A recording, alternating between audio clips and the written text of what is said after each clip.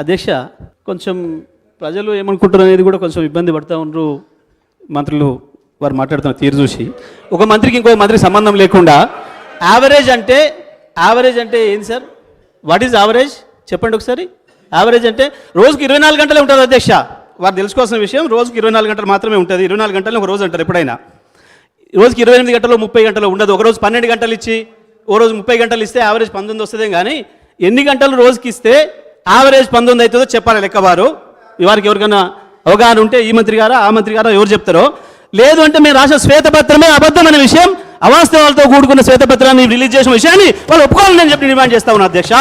వాళ్ళ మంత్రి గారు జగదీశ్వర్ రెడ్డి గారు, మీరు పదే పదే గట్టిగా గొంతు తెరుచుకొని అరిస్తే అబద్ధాలు నిజం అయిపోవు. మేం చెప్తున్నాం 24 గంటలు ఎక్కడ మెన్షన్ చేయలేదని చెప్పాం.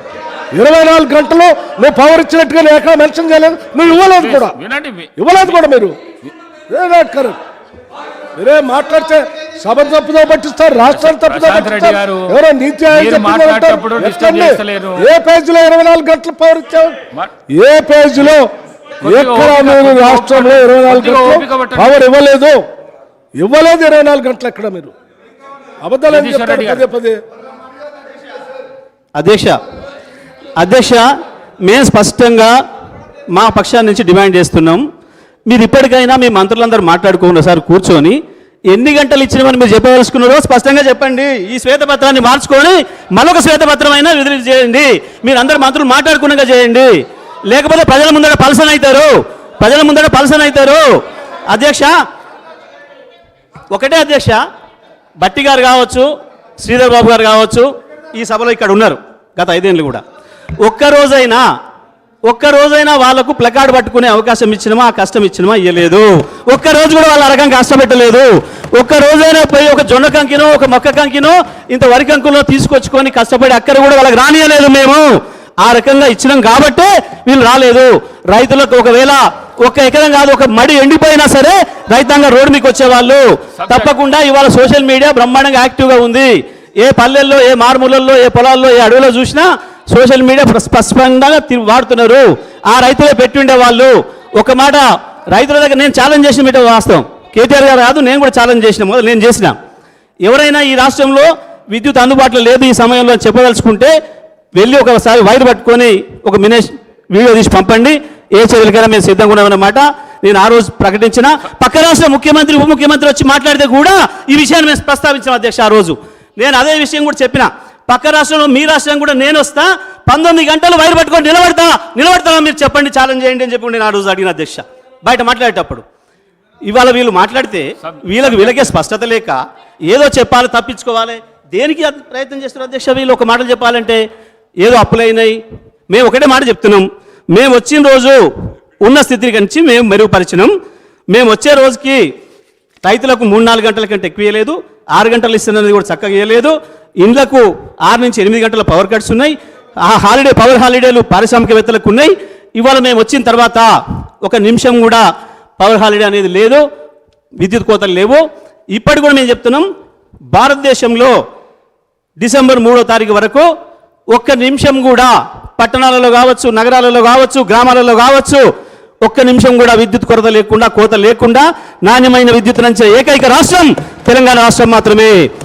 పారిశ్రామికవేత్తలకు 1 నిమిషం కూడా పవర్ హాలిడే ఇచ్చి అక్కడ లేకుండా విద్యుత్ సప్లై చేసిన రాష్ట్రం తెలంగాణ రాష్ట్రమే. రైతాంగానికి వాళ్ళకి అవసరమైనంత మేరకు ప్రతి నిమిషం ఎప్పుడంటే అప్పుడు రైతు వాడుకోవడానికి పొద్దుగల పెట్టుకుంటారా, మధ్యాహ్నమా, సాయంత్రమా, రాత్రా, ఏ రైతైనా సరే తనే స్వయంగా వెళ్ళి పెట్టుకోవడానికి అవకాశం ఇస్తూ విద్యుత్తును అందుబాటులోకి తీసుకొచ్చిన రాష్ట్రం కూడా తెలంగాణ రాష్ట్రమే అనే విషయాన్ని మేము మళ్ళీ చెప్తున్నాం అధ్యక్ష. లేదంటే ప్రూవ్ చేసుకుంటే ఎక్కడైనా చేయొచ్చు.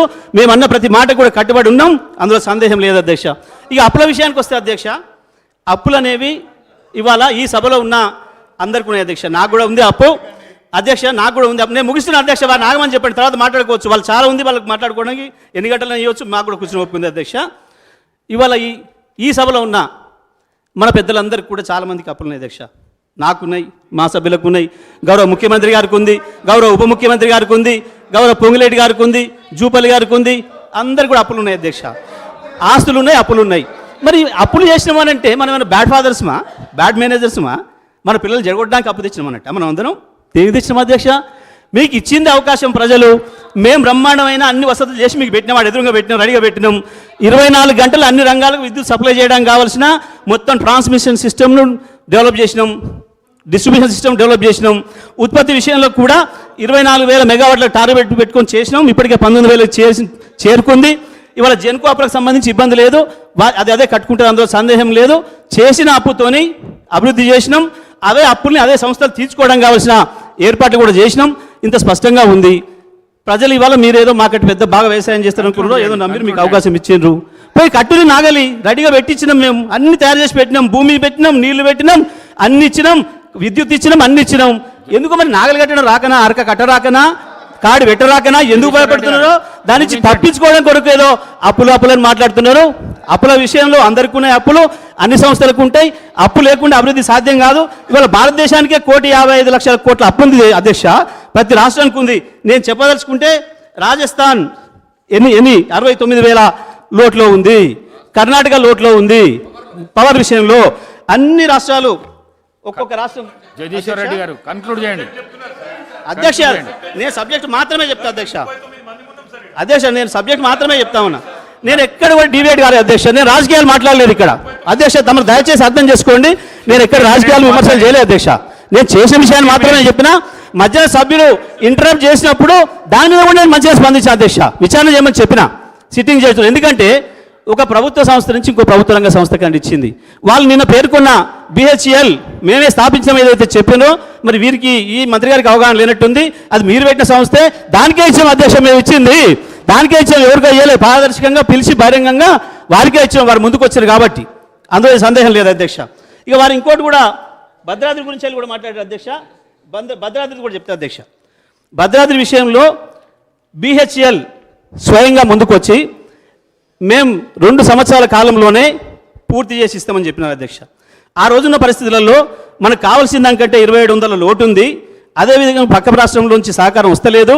మనకు రావాల్సిన విద్యుత్ పక్క నుంచి పక్క రాష్ట్ర ముఖ్యమంత్రి ఇవ్వడం లేదు. వేరే వాళ్ళతో కొనుక్కుంటున్న అవకాశం ఇస్తలేడు, ఇబ్బందులు పెడుతున్నాడు. ఎంత తొందరగా వీలైతే అంత మన జెన్కో సంస్థ ద్వారానే ఉత్పాదన చేసుకుంటే ఉపయోగం ఉంటుంది ఉద్దేశంతో బిహెచ్ఎల్ తెలుసుకొని వస్తే ముందుకు వచ్చి మేము 24 నెలల్లో చేస్తామని చెప్తే దాన్ని బిహెచ్ఎల్కి ఇచ్చాం అధ్యక్ష. అక్కడ ఎక్కడ కూడా ఎటువంటి నష్టం జరగలేదు అధ్యక్ష. దురదృష్టవశాత్తు ఎవడో ఒక ద్రోహి చేసిన తప్పు వల్ల, వాడు కుట్ర వల్ల, వాడు ఎన్జిటీలో కేసేసి ఆపడం వల్ల అది ఆలస్యమైందన్న విషయం ఈ సభలోనే అనేక సందర్భాల్లో చర్చకు వచ్చింది. బట్టి గారు ఇక్కడి నుంచి వెళ్ళే ప్రశ్నలు అడిగారు, చెప్పినాం. ఆ రోజే వారి సందేహాలన్నింటి కూడా తీర్చాం అధ్యక్ష. అక్కడ ఎటువంటి చిన్న మిస్టేక్ కూడా జరగలేదనే విషయాన్ని కూడా చెప్తున్నా అధ్యక్ష. ఎవడైతే యాదాద్రి విషయంలో కూడా కేసేసి ఎన్జిటీని పక్కదో పట్టించి అన్ని అనుమతులు తీసుకున్న తర్వాత కూడా మళ్ళీ మన ఇబ్బంది పెట్టే ప్రయత్నం చేసిండో, ఇవాళ వాడు దేశద్రోహిగా తేలిండు. అంతర్జాతీయ నేరాల్లో మొన్ననే దొరికిండు. ఇది దేశానికి నష్టం చేయడానికి, భారతదేశానికే నష్టం చేయడానికి జరిగిన అంతర్జాతీయ కుట్రలో భాగంగా ఇటువంటి చేస్తున్నాడని చెప్పి ముంబైలో వాళ్ళు కేసు పెట్టినారు. అక్కడ దొరికిండు అధ్యక్ష. ఇక్కడ జరిగిన విషయాలు ఇవి తప్ప ఇంకోటి ఏది లేదు అధ్యక్ష. ఇవాళ మేము స్పష్టంగా ఒకటే మాట సూటిగా మేము అడుగుతూ ఉన్నాం. ఈ ప్రభుత్వం 24 గంటలు అన్ని రంగాల విద్యుత్ వినియోగదారులకు విద్యుత్ ఇవ్వడానికి సిద్ధంగా ఉన్నదా లేదా? ఎటువంటి అప్పు లేకుండా, ₹1 కూడా మేము ఇప్పటి నుంచి అప్పు తేకుండానే ఈ ప్రభుత్వాన్ని నడుపుతాం, ప్రజలకు ఇచ్చిన అన్ని హామీలు నెరవేరుస్తామని కనుక వారు అంటున్నట్టుంది. అంటే సంతోషమే. దేశంలో కాదు ప్రపంచంలో రికార్డ్ అవుతుంది. తప్పకుండా వారి విజయం సాధించాలని నేను కోరుకుంటున్నా. ₹1 అప్పు లేకుండా ఇప్పటి నుంచి ఈ ప్రభుత్వాన్ని నడుపుతూ విద్యుత్తును అన్ని రంగాల వినియోగదారులకు 24 గంటల విద్యుత్తును ఇస్తూ తప్పకుండా దేశానికి ఒక ఆదర్శంగా ఉండాలని చెప్పి కూడా మేము కోరుకుంటున్నాం అధ్యక్ష. మాకేం వేరేది లేదు. ఎందుకంటే ఈ రాష్ట్ర ప్రభుత్వం ఇంత గొప్ప చేసి దేశానికి ప్రపంచానికి ఆదర్శంగా నిలిస్తే మనందరం కూడా గర్వపడాల్సిందే, అందులో సందేహమే లేదు అధ్యక్ష.